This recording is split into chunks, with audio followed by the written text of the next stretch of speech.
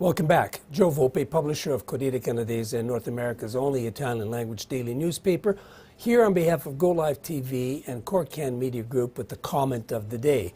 And the comment of the day deals essentially with the midterm American elections, which were held Tuesday, just 2.5 days ago. We missed the opportunity to say it yesterday, but the consequences of that midterm election are important for Canada. So not surprisingly, we're going to be talking about the consequences to Canada of the midterm elections in the United States.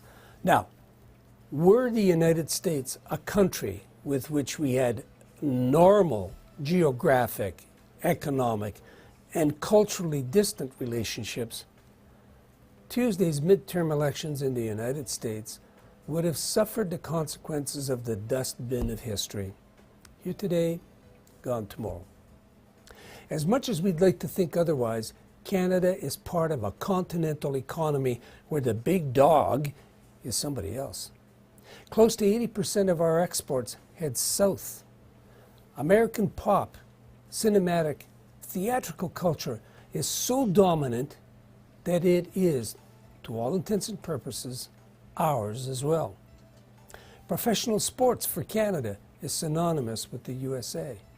Our stock markets reflect the ebbs and flows of the NASDAQ and the New York Stock Exchange, and so on.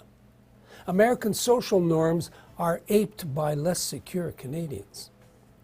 I mean copied.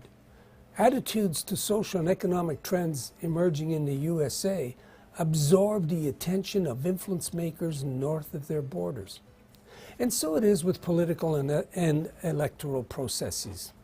Politicization of virtually everything seems to be increasingly the norm, especially since their president appears to pull whatever reality he wants out of the proverbial hat.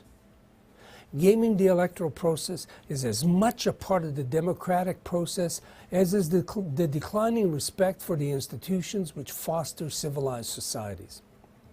Candidates for office spend as much or more than Canadian federal political parties do in a national campaign, all to smear the good name of their opponent and to simplify the choice of the electorate. Perhaps every mature political system crosses the line between compromise, in other words, my self-interest against yours, and hypocrisy, which is to pretend to take the interests of others into consideration. But at least there's a line. After Tuesday's vote, the only victor was polarization. The country is now an either-or type of an environment. We're at another part of the world. The electoral process for the next presidential election in 2020, already begun, would take a different turn. There is no other plank in the Make America Great Again platform. It's just either you or me. Everything else is roadkill. You need proof? Tuesday saw the election of a deceased Republican candidate. Deceased, dead, buried. He was renowned for his ownership of a string of brothels, his tolerance for the distribution of illegal alcohol, for running illegal games, and his distaste for paying taxes were what set him aside from everybody else. He won the election. One voter, when asked to explain how this could be, responded by saying, and I quote, "Better a dead Republican than a female Democrat," end of quote.